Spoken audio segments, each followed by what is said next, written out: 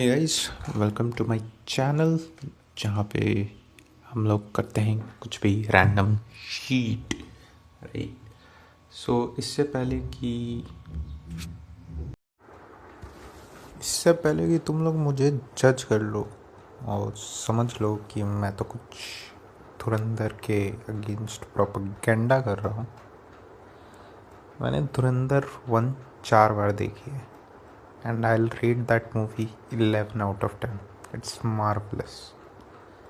तो मैं किसी एजेंडे या प्रोपेगेंडे के थ्रू नहीं बोल रहा हूँ कि यार धुरंधर 2 थोड़ी नीची है धुरंधर 1 से। धुरंधर 2 still way better than a lot of movies that have been there, right? मैं तो और कोई बॉलीवुड की स्पाई मूवी देखी भी नहीं है क्योंकि मेरे को वो जॉनर ही पसंद नहीं है। धुरंधर इज़ so good कि I like this kind of genre specially in Indian cinemas now. But वही बात है कि यार थोड़ी सी जो कसक थी, थोड़ी सी जो एक्सपेक्टेशन थी, वो कहीं मैच नहीं हुई। इट्स नॉट कि यार बहुत बड़ा डिफरेंस है, बट वही 18-20 का डिफरेंस है। तो आइए चलते हैं, देखते हैं, सुनते हैं कि भाई ऐसी क्या कमी रह गई धुरंधर 2 में। And surely let me know your honest thoughts and take on my opinion.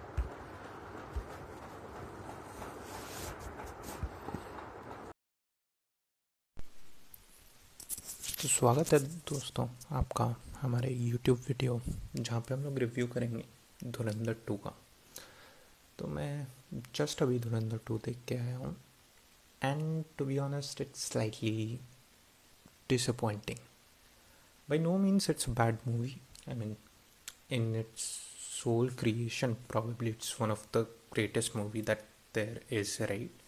But जिस लेवल की धुरंधर 1 थी उसके expectation it's slightly mildish. To be saying that I am honestly a Dhurandhar पगलू। मैंने पहली धुरंधर 4 बार देखी है और मैं उसे कितनी बार भी और देख सकता हूँ। बट धुरंधर 2 के बारे में शायद मैं वो ना बोलूँ। Before starting as I said, Dhurandhar 2 in itself is a very good movie. Ranveer Singh के कैरेक्टर का जो आर्क था, उसकी जो बैक स्टोरी थी, it's more than what I have expected. It was very detailed, very touching and very good. And specially Ranveer acting के तो क्या कहने, चार चांद लगा दिए उन्होंने अपनी एक्टिंग से। It was really good. But apart from that it missed a lot of details, and that's what we expected coming from seeing Dhurandhar 1, the peak detailing that we expect from Aditya Dar, right? So let's get into depth कि ऐसा क्या था धुरंधर 1 में जो धुरंधर 2 में slightly missing है, right? तो शुरू करते हैं हमारे पहले डिस्कशन पॉइंट से कि क्या धुरंधर 1 के कंपैरिजन में धुरंधर 2 एक ऑल टाइम एवरग्रीन क्लासिक बन पाएगी। धुरंधर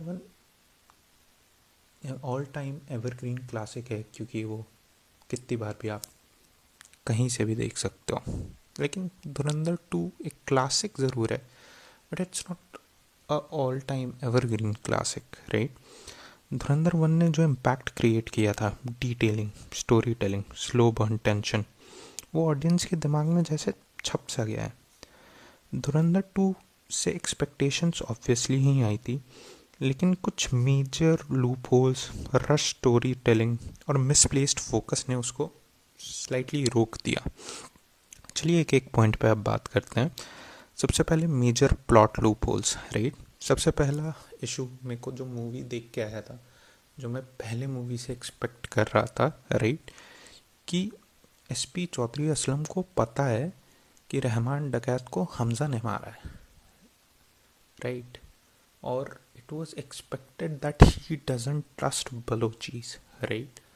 सो it was pretty obvious that any time SP would use that information as leverage, जो कि मैं एक्सपेक्ट कर रहा था, and probably would turn around कि मेजर इकबाल को वहाँ से पता चलेगा, but it doesn't turn out to be in that way, right. SP उस इन्फॉर्मेशन का कभी कुछ नहीं करता है। ऑल्सो उसका काउंटर लेवरेज भी नहीं दिखाया गया उस इन्फॉर्मेशन का, कि SP को कुछ लालच दिया गया हो जिससे वो इन्फॉर्मेशन नहीं बता रहा हो। So that question, that plot point was completely unresolved. अगर SP को पहले से इतनी क्रूशियल इन्फॉर्मेशन पता थी तो एटलीस्ट वो बड़े साहब को तो बताता, क्योंकि पूरी मूवी में सब बड़े साहब करते रहते हैं। बट किसी ने ये इम्पोर्टेंट नहीं समझा कि बड़े साहब को इतनी बड़ी इन्फॉर्मेशन दी जाए कि रहमान को हमजा ने मारा है, राइट। और सबसे फ्रस्ट्रेटिंग बात यही रही कि इन सब लूप होल्स का कोई प्रॉपर रेजोल्यूशन नहीं मिला है। ये सिर्फ छोटी इनकन्सिस्टेंसीज नहीं है, ये डायरेक्टली ऑडियंस के इमोशन को तोड़ती हैं, कि there were some unresolved points which kept unresolved even the movie ended, right. Probably second point is कि movie was very fast paced and had very weak impact. I know it's strange to say कि 4 घंटे की movie है और उसको मैं fast pace बोल रहा हूँ, but this is what I think कि Dhurandhar should have at least been a trilogy, at least it deserve 3 movies on its own, and then we would have expected कि जितने भी अनरिजॉल्व पॉइंट हैं उनको detail and with thorough discussion resolve किया जाता, right. Film इतनी fast लगती है कि लगता है जैसे मेकर्स बस कहानी कंप्लीट करना चाहते थे, एक्सप्लोर नहीं। जैसे कि फर्स्ट पार्ट में उन्होंने किया था, उन्होंने हर कैरेक्टर को एक्सप्लोर किया था, हर पॉइंट को एक्सप्लोर किया था, कहानी कंप्लीट की थी। इसमें इम्पॉर्टेंट टाइम्स पे इम्पॉर्टेंट सीन्स को उतना समय नहीं दिया गया। इमोशनल बिल्डअप भी काफ़ी वीक रहा इस मूवी में। जैसे पूरे पिछले मूवी में बिल्डअप दिखाया गया है कि how enraged was Hamza due to that 26/11 incident. How enraged was he, right, in terms of frustration of waiting as a 1 year undercover agent. But इसमें वो इस इमोशनल बिल्डअप को काफ़ी वीक रखा गया है. It's simply just like any other action movie that Hamza goes there and kills few people time again. The background motive is there, which is really good, but that build-up is slightly missing in that part. Tensions properly develop ही नहीं हो पाए कभी भी. The tension between SP and Hamza or between Major Iqbal, it didn't get ample enough time to rise up. Probably again coming foot from first movie जहाँ पे tension build up होने में ही पूरे एक कैरेक्टर के लिए एक पूरी मूवी लग गई. But if you are setting the benchmark at that level, then it should have gone through that litmus test as well, right? अगर ये 2 या 3 पार्ट्स में डिवाइड होती तो ये हर कैरेक्टर, हर ट्विस्ट और इम्पैक्ट को अच्छे और ज़्यादा स्ट्रॉन्ग कन्विंसिंग मैनर में दिखाता. Another thing was again due to these short-lengthed movie that we are talking about, there were a lot of unexplored characters there. For example, Nawaz Sharif का character, that was a good potential character there. जैसे हमने जरवारी के character के साथ देखा था कि आदित्य धर played around with that character, which was seen in the very first movie and which was very engaging. But in the second movie, it was just a plain flaccid character which was just introduced for the sake of it, to show the transition between, one political party to another, and it was kept as such. So it was slightly underdeveloped and untouched, and especially the friend's character of Hamza, that was deeply unexplored. I mean, it was shown that he was a smuggler, he was Hamza's friend, and third, he was into Pakistan, infiltrating, right, recognizing Hamza, and it died there. Probably any other character would have been used in that place, and that character would have been kept as such to explore, more deaths and more tensions around that character, right? So उस character को काफ़ी unexplored रखा गया. It's like just टीजिंग and not letting again that tension build up that ये character है क्या, right? क्यों है, उसके मोटिव्स क्या हैं, right? It was all unanswered, and that's why it didn't stick the bill. It could have been used even more widely and more usefully, but it wasn't done so, and that left it sort of mostly unjustified at that particular point, and it was in total terms a wasted opportunity. Third, which I think is slightly dicey, is forced government messaging. I would not explore it into too much depth because we understand कुछ creators की कुछ liberties होती हैं, right? They have their ideas and then genuine philosophies as well. That's good to be there, but in this particular instance, for this movie of this caliber, right, what it could have been, it would have been a 10 on 10 movie, right? But with too much forced messaging, and rather than keeping it subtle, it comes too much in the face of it, which some people like, of course, but for sometimes it doesn't work whenever it's too much there, right? Probably a couple of instances would have been good, but I believe this time around it was probably upwards of 9-10 instances which was seemed not relevant to story at first, and that's why not subtle or blend in, right? Which gives you a complete good package vibe, right? Which Aditya Dhar himself says that there should be movies who should come up at a global level, right? On a global platform to be acknowledged, right? और वहाँ पे ये सारी चीज़ें probably would not help a lot, right? That engaging into a political party's narrative would not give this a very clear sort of impression which it needs. अगर इन्हीं को backdrop of story telling के लिए use किया जाता तो शायद ये ज़्यादा इम्पैक्टफुल होता, बट टू बी ऑनेस्ट अगर मैं उन सीन्स को निकाल भी दूँ, 5 मिनट का समय निकाल भी दूँ, तो उस 5 मिनट में मैं कुछ और बेहतर सजेस्ट नहीं कर सकता हूँ, right? So it's there but it's too much. Probably we could have lessened it, which would have been a better. And probably the most important thing that I felt in this movie was lacking was the breakage in songs का flow. So first movie scene by scene you can remember it. जब रंभा हो बजता है तो background में क्या scene चल रहा है, शरारत बजता है तो बैकग्राउंड में क्या सीन चल रहा है, फ्लिपराची का गाना चल रहा है तो बैकग्राउंड में क्या सीन चल रहा है. You can remember it all together.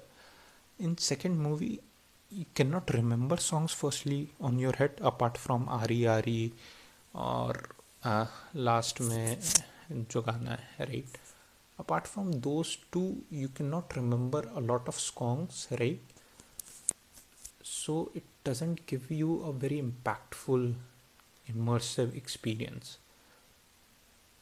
The best part of movie was in the first 15 minutes of it, right, I would say, and then Major Iqbal के साथ जो fight दिखाई गई है and that Rasputin वाला गाना, that's also good. But apart from that you cannot remember the scenes vividly in terms of each song, what is it is taking you through it, right? और इसी वजह से जैसे पहले में हर गाने की वजह से फ्लो इम्प्रूव होता था, मूवी का जो इम्पैक्ट था, जो सिंक्रोनाइजेशन था with visuals, it was really really good. But in second movie that synchronisation doesn't seem to be there, right? वहाँ पे हर impactful scene पे there was a background music which used to hit it, चाहे चौधरी असलम का intro song हो या फिर लुट ले या जब रहमान इलेक्शन जीत के जाता है, it was there. But in this movie all of those facets were missing because all of that storytelling was missing in detail, right? और इस वजह से ऑडियंस को याद ही नहीं रहता है कि कौन से सीन में कौन सा गाना था, राइट? एक स्ट्रॉन्ग फिल्म में सॉन्ग्स स्टोरी को इन्हांस करते हैं, बट यहाँ पे उसी वजह से वो थोड़ा डिस्कनेक्ट हो गया. And that's why I would say कि फर्स्ट मूवी में जैसे ही मैं फर्स्ट मैंने सिंस 4 बार मूवी देखी है, तो जब मैं पहली बार देख के निकल रहा था, still I can tell you by scenes कि भाई मेरे को कौन कौन से सीन्स याद हैं जो भी रिजॉल्व पॉइंट थे। जैसे फर्स्ट मूवी में काफ़ी अच्छा एक्सप्लेनेशन देता है हमजा अली मज़ारी कि क्यों उस मूवी में बाबू डकैत सचेत नहीं होगा, ही वुडंट बी अवेयर कि रहमान बलोच हमला करने वाला है उस पर। So that's a very good explanation towards him, right. वो रहमान को सेकंड मूवी में क्यों जिंदा रखना चाहता है उसका भी काफ़ी अच्छा एक्सप्लेनेशन है, राइट। बट सेकंड मूवी में ऐसा कोई भी एक्सप्लेनेशन नहीं है। So that's also a non immersive experience that is there, right.